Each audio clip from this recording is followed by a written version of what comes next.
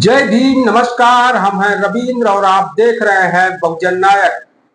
अमेरिकी राष्ट्रपति Donald Trump ने भारत पर 25% टैरिफ शुल्क लगा दिया है। जो भारत से अमेरिका को वस्तुएं निर्यात होती हैं उस पर 25% अतिरिक्त शुल्क अमेरिका ने लगाया है, जबकि भारत से जो अमेरिका को वस्तुएं पहले निर्यात होती थी उस पर आयात शुल्क पहले से था। यह अतिरिक्त शुल्क 25, जिससे भारत की निर्यात प्रभावित होगा, क्योंकि भारत से 10 अरब डॉलर से अधिक वस्तुएं अमेरिका को निर्यात होती हैं।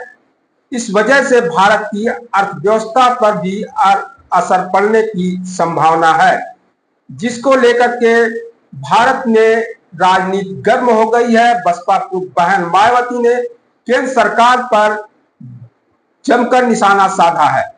उन्होंने तंज कसते हुए कहा है कि मित्र देश बताने के बावजूद अमेरिकी राष्ट्रपति डोनाल्ड ट्रंप ने 25% अतिरिक्त शुल्क लगा करके भारत के लिए चुनौती खड़ा किया है।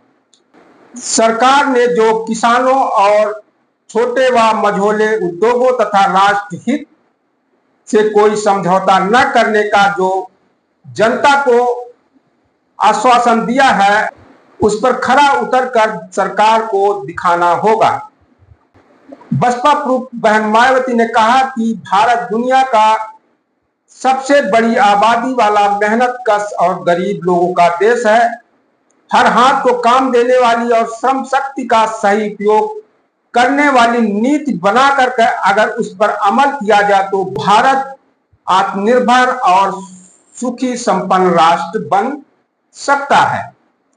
बसपा बहन मायावती ने अपने सोशल मीडिया हैंडल के जरिए एक बयान जारी करके कहा है कि मित्र देश बताने के बावजूद अमेरिकी राष्ट्रपति डोनाल्ड ट्रंप द्वारा भारतीय आयात पर कल दिनांक 1 अगस्त से 25% शुल्क तथा रूस से तेल आयात करने पर पेनाल्टी लगाने की नई उभरी चुनौती केंद्र सरकार इसे अवसर व आत्मनिर्भर में बदलकर देश की अर्थव्यवस्था प्रभावित नहीं होने देगी तथा इसको लेकर देश को दिए गए नए आश्वासन पर किसानों के छोटे व मझोले उद्योगों व राष्ट्रहित में कोई समझौता नहीं करेगी। इस पर सरकार खरी उतर कर दिखाएगी भी, ऐसी देश के लोगों को आशा है।